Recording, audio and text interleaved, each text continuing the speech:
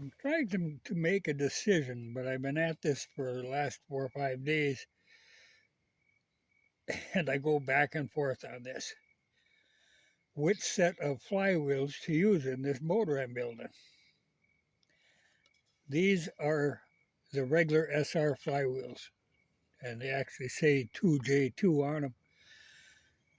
These are the XTTT flywheels, and so is this. The difference, when they made the SR, they made heavier flywheels, just to kind of domesticate the beast. With the heavier flywheels, they rev slightly slower, start a little easier because they have that momentum of that extra weight. But they do not accelerate as quickly as what the TTXT flywheels will. Otherwise, the dimensions are the same. It's just a matter of weight. They put a bigger counterweight. This, though maybe doesn't look like it, on the SR ones is considerably bigger. And then to offset that, they put in this little kind of a collar that goes around, whereas these are just bare. So it isn't a matter of balance. They're both balanced the same. They use the exact same set of rods, exact same part number, same bearings, and like I say, the external dimensions are all the same. It's just a matter of being heavier, which works fine in my street SR, but I'm building this more of a hot rod. So my first thought, was to go with the lighter flywheels. But I do go back and forth on that. 1 hour I'll be thinking, I should go with the SR ones. Then I think, oh, no, I should go with... She's a toss-up.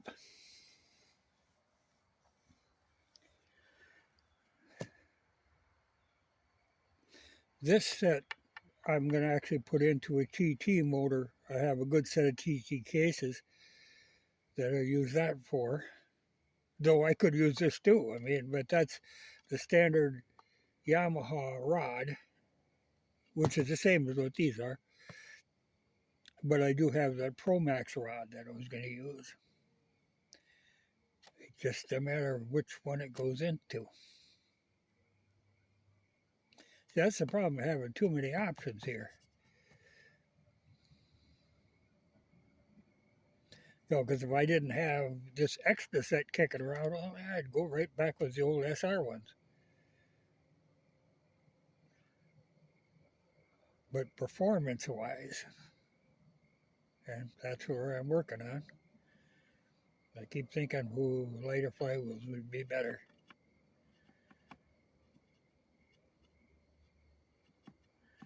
It isn't a matter of, like I say, balance or strength. They're both equally strong.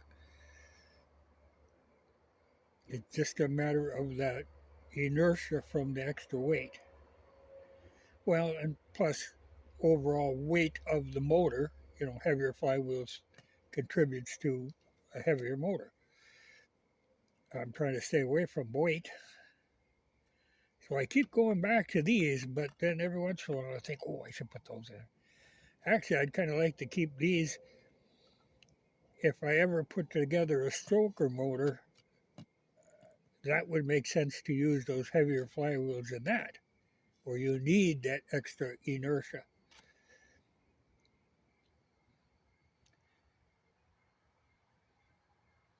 I think I'll probably go with these. Go light.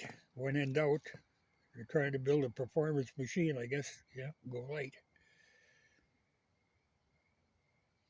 But like I say, the rods are exactly the same. They use the same bearings. There's no difference in them. But they went to the bother of putting in heavier flywheels in the SR.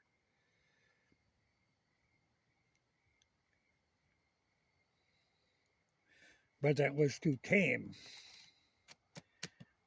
That wild animal for street use. And though I will be using it on the street, it will be a wild street bike.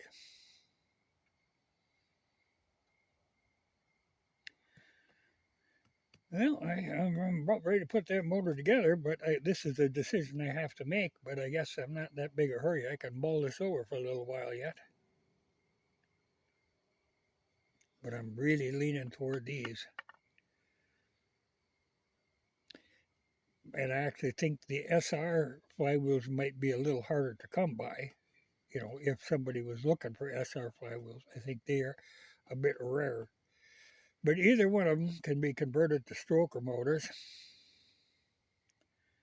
You know, they just weld up the lower part of the hole here and then machine it out so that the hole is slightly higher up.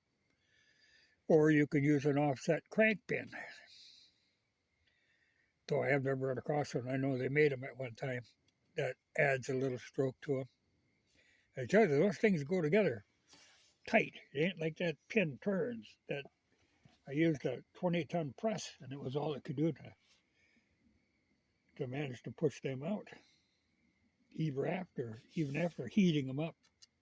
But these had to come apart because this big or small end is actually gotten to be a little egg-shaped, and on these there is no bushing. It's right into the metal, so you have no choice. You know, if you get any play in there, it's going to knock itself apart. So yeah, that's got to be replaced. And this one is got a little twist in it. Now, when they build stroker motors, they'll often take a regular rod and cut it and shorten it slightly and weld it. Seems a wild way to do it, but rods are amazingly flexible. You know, like I say, this one perfectly good, except it's got a slight twist in it. You could actually twist that back, and it would be perfectly acceptable. We used to do it on Harleys all the time. They had a little twist in the rod, put a bar in there, twist it back. They are moldable.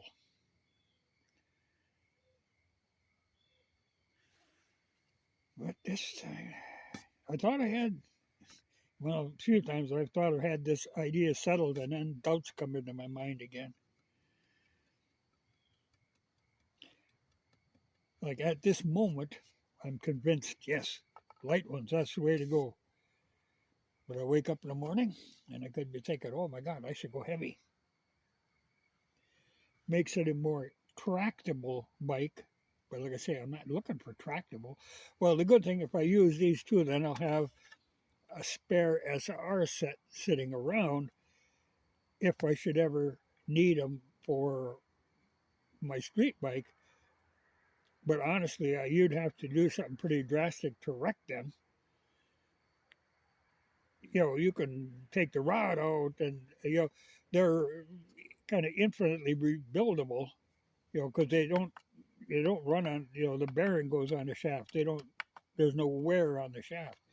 I guess if you were to screw up the tapers or split the threads on the end of the crankshaft, yeah, that would be a problem. Yep, right now at this moment, I'm absolutely positively sure I'm going to go with these. But we'll see what morning brings. I could have a complete change of mind.